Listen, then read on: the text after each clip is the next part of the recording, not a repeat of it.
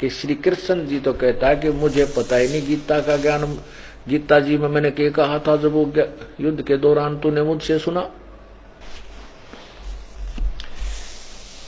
महाभारत ये देखिएगा, द्वितीय खंड, संक्षिप्त महाभारत द्वितीय खंड, और ये कहां से प्रकाशित है? गीता प्रेस गोरखपुर से।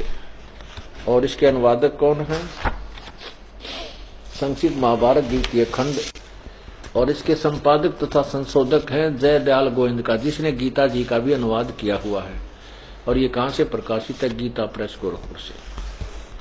इसके देखना प्रश्न नंबर 667 पर, प्रश्न नंबर 667 पर ये क्या है कि अर्जुन का श्री कृष्ण से गीता का विषय पूछना, और श्री कृष्ण का अर्जुन से सिद्ध महर्षि और कश्यप का संवाद।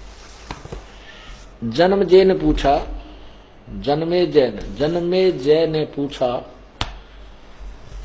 ब्राह्मण शत्रुओं का नाश हो जाने के बाद जब महात्मा श्री कृष्ण और अर्जुन सभा में बैठकर वार्तालाप कर रहे थे, उसमें उनमें क्या क्या बातचीत हुई?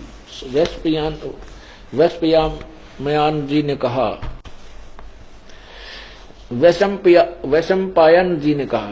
वैशंपायन जी ने कहा, राजन, श्री कृष्ण के सहित अर्जुन ने जब अपने राज्य पर पूरा अधिकार प्राप्त कर लिया तो वे दिव्य सभा भवन में आनंद के साथ रहने लगे। एक दिन स्वजनों से घिरे हुए वे दोनों मित्र स्वेच्छा से घूमते घूमते सभा मंडप के ऐसे भाग में पहुंचे जो स्वर्ग के समान सुंदर था।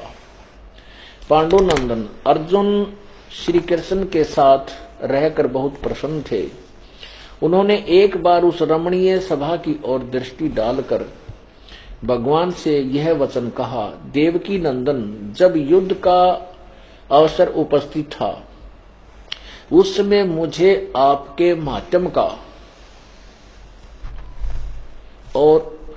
का ज्ञान और ईश्वरीय स्वरूप का दर्शन हुआ था, किंतु केशव, आपने स्नेहवश पहले मुझे जो ज्ञान का उपदेश किया था वह सब इस समय बुद्धि के दोष से भूल गया है। इन विषयों को सुनने के लिए बारंबार मेरे मन में उत्कंठा होती है। इधर आप जल्दी ही द्वारका जाने वाले हैं, अतः पुनः वह सब विषय मुझे सुना दीजिए। वैशंपायन जी कहते हैं, अर्जुन के ऐसा कहने पर वक्ताओं में श्रेष्ठ महातेजस्वी भगवान श्री कृष्ण ने उन्हें गले से लगाकर इस प्रकार उत्तर दिया। श्री कृष्ण बोले, अर्जुन, उसमें मैंने तुम्हें अत्यंत गोपनीय विषय का श्रवण कराया था। अपने स्वरूप भूत धर्म सनातन पुरुषोत्तम तत्व का परिचय दिया था और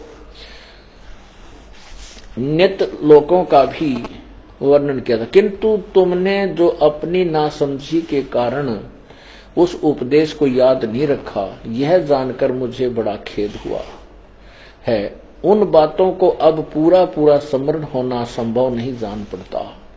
पांडुनंदन, निश्चय ही तुम बड़े श्रद्धाहीन हो, तुम्हारी बुद्धि अच्छी नहीं जान पड़ती। अब मेरे लिए उस उपदेश को ज्यों का त्यों दोहराना कठिन है, क्योंकि उस समय योग युक्त होकर मैंने परमात्म तत्व का वर्णन किया था।